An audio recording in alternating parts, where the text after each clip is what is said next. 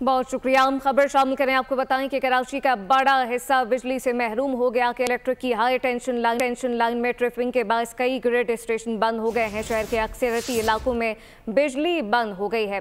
पोश, कारोबारी और इंडस्ट्रियल एरिया में भी बिजली मुकम्मल तौर पर बंद हो गई है। कराची का बड़ा हिस्सा बिजली से महरूम हो गया है कि इलेक्ट्रिक की हाई टेंशन लाइन में ट्रिपिंग के बाद कई ग्रिड स्टेशन बंद हो गए, जबकि शहर के अक्सरती इलाकों में बिजली बंद हो गई है।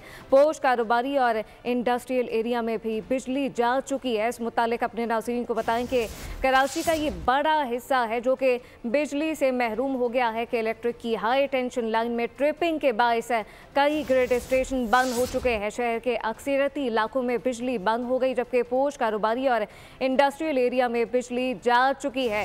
कराची का बड़ा हिस्सा बिजली से महरूम हो गया। इस मुतालिक मजीद क्या तफसीलात हैं, कफील अहमद से जानते हैं। जी कफील।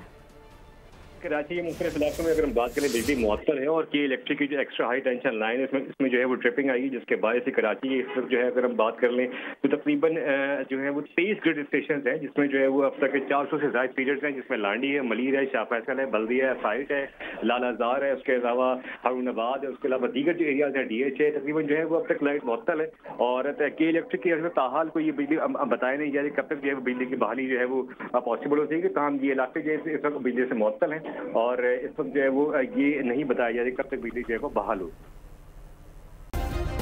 सब्सक्राइब करें और बेल दबाएं ताकि कोई खबर रह न जाए।